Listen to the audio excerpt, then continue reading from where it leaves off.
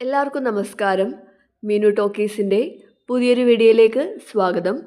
കേന്ദ്ര സർക്കാരിന് കീഴിൽ ഇൻ്റലിജൻസ് ബ്യൂറോയിലേക്ക് ജോബ് വേക്കൻസി ഉണ്ട്. താല്പര്യമുള്ളവർക്ക് ഓൺലൈനായിട്ട് അപ്ലൈ ചെയ്യാവുന്നതാണ്. വിവിധ യോഗ്യതയുള്ളവർക്ക് അവസരമുണ്ട്. എക്സ്പീരിയൻസ് ഒന്നും ആവശ്യമില്ല. ഡീറ്റെയിൽസ് നോക്കാം. ഡെയിലി ഇതുപോലുള്ള ജോബ് വേക്കൻസികൾ അറിയാൻ ഇപ്പോൾ തന്നെ ഈ ചാനൽ സബ്സ്ക്രൈബ് ചെയ്യുക. ഇൻ്റലിജൻസ് ബ്യൂറോയിലേക്കാണ് ജോബ് വേക്കൻസി ഉള്ളത്. തസ്തികയുടെ പേര് ജൂനിയർ ഇൻ്റലിജൻസ് ഓഫീസർ ഗ്രേഡ് 2 ആണ്.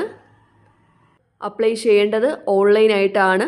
അപ്ലൈ ചെയ്യേണ്ട വെബ്സൈറ്റ് ഒന്നുകിൽ www.mha.gov.in അല്ലെങ്കിൽ NCSൻ്റെ പോർട്ടൽ വഴിയാണ് രജിസ്റ്റർ ചെയ്യേണ്ടത്.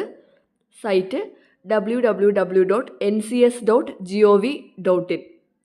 ഡീറ്റെയിൽസ് നോക്കാം. തസ്തികയുടെ പേര് junior intelligence officer 2 or tech ആണ്. General central service group C non gazetted non ministerial പോസ്റ്റാണ്.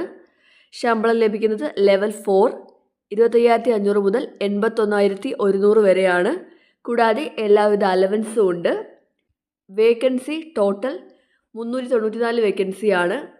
Unreserved 157, EWS 32, OBC 117, SC 60, ST 28. ഇങ്ങനെയാണ് വേക്കൻസി വരുന്നത്. ഇനി എന്തൊക്കെയാണ് ക്വാളിഫിക്കേഷൻസ് വേണ്ടതെന്ന് നോക്കാം.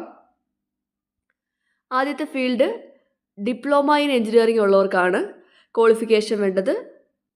Diploma in engineering in the field of electronics അല്ലെങ്കിൽ electronics and telecommunication or electronics and communication or electrical and electronics or IT or computer science or computer engineering or computer applications ആണ്.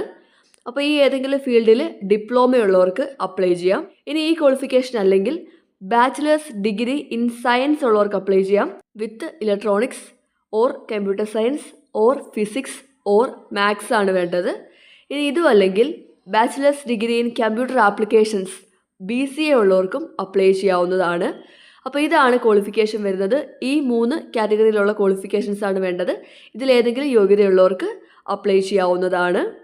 പ്രായപരിധി 18 മുതൽ 27 വയസ്സ് വരെയാണ്.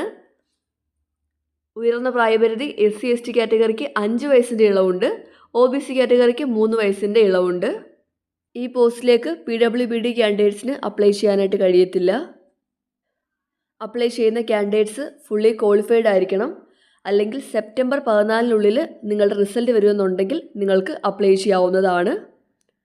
SC, ST, OBC, EWS, ESM കാറ്റഗറിക്ക് reservation ഉണ്ട്.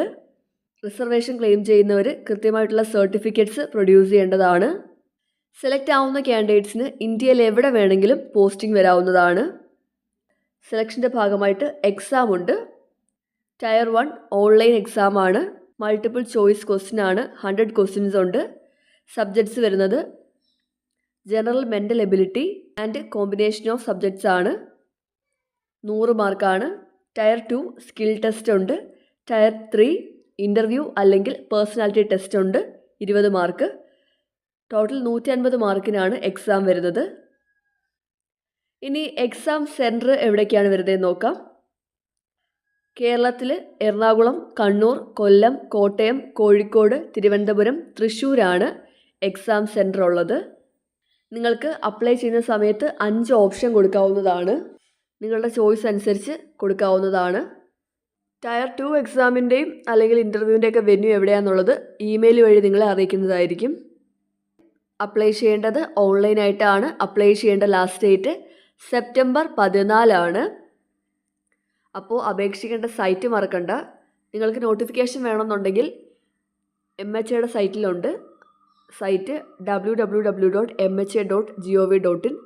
Portal വരുന്നത് www.ncs.gov.in ആണ്. അതുവഴി നിങ്ങൾക്ക് രജിസ്റ്റർ ചെയ്യാവുന്നതാണ്. അപ്ലൈ ചെയ്യുന്ന കാൻഡിഡേറ്റ്സിന് വാലിഡായിട്ട് personal email ID, mobile number ഉണ്ടായിരിക്കണം.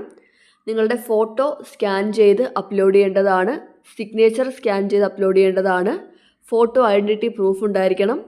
10ാം ക്ലാസ്സിൻ്റെയും ഡിപ്ലോമയുടെയും ഡിഗ്രിയുടെയും +2ൻ്റെയൊക്കെ തന്നെ മാർക്ക് ഷീറ്റും സർട്ടിഫിക്കറ്റും ഉണ്ടായിരിക്കണം. അതുപോലെ തന്നെ SC, ST, OBC, EWS ഒക്കെ ആണെന്നുണ്ടെങ്കിൽ കാറ്റഗറി സർട്ടിഫിക്കറ്റും അപ്ലോഡ് ചെയ്യേണ്ടതായിട്ടുണ്ട്. നിങ്ങൾ ഓൺലൈൻ എക്സാമിന് പോകുമ്പോഴത്തേക്കും നിങ്ങളുടെ ഫോട്ടോ ഐഡൻറ്റിറ്റി പ്രൂഫ് കൊണ്ടുപോകേണ്ടതാണ്. അതുപോലെ തന്നെ നിങ്ങളുടെ പാസ്പോർട്ട് സൈസ് കളേർഡ് ഫോട്ടോഗ്രാഫും കൊണ്ടുപോകണം. അത് നിങ്ങൾ അപ്ലൈ ചെയ്തപ്പോൾ കൊടുത്ത സെയിം ഫോട്ടോ തന്നെയാണ് കൊണ്ടുപോകേണ്ടത്, ശ്രദ്ധിക്കുക.